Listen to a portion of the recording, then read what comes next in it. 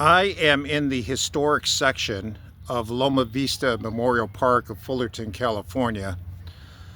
Right here in the old historic section, right along the fence, is the grave of Mr. George William Fullerton. This is Loma Vista Park in Fullerton, California. Right away I was wondering, does this guy have anything to do with the founder or founding of the city of Fullerton? Not that I could find. I think his name is probably just a coincidence with the city he's buried in. But anyway, he was born March 7th, 1923 in Hindsville, Arkansas.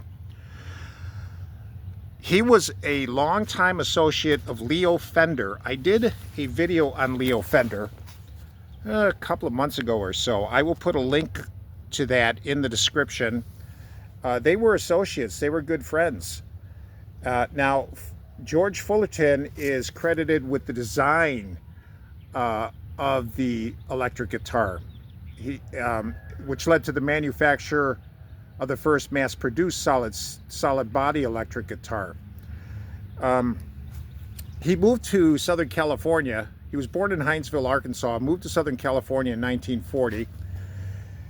He served in the United States Marine Corps and later on worked part-time at Lockheed Aircraft as a machinist. His interest, though, was in electronics. So Leo Fender hooked up with this guy. If you remember Leo Fender, he's the one who came out with the Fender guitar, which very famous artists and bands have used. George Fullerton became a full-time Fender employee in 1948. And, they produced these electric guitars.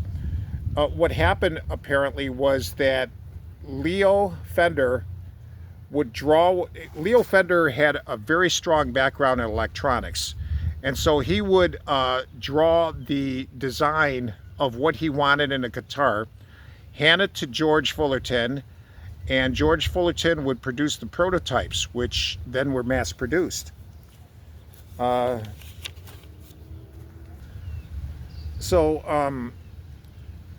George died at 86 years of age of congestive heart failure in 2009. But yeah, his name and that of Leo Fender will forever be tied with the electric guitar. Let's take a little close-up of his grave. There he is. See? That's him with his beautiful wife. His wife died, it's like 2.5 months before he did. She died in April 2009. Mr. George died July 4th, Independence Day 2009.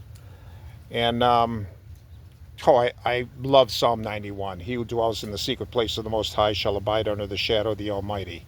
Well, married for 64 years.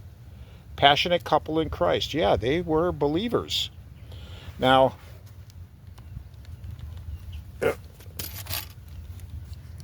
this description here is important. They call him a Renaissance man. Now he and Leo Fender both came out with the Telecaster. He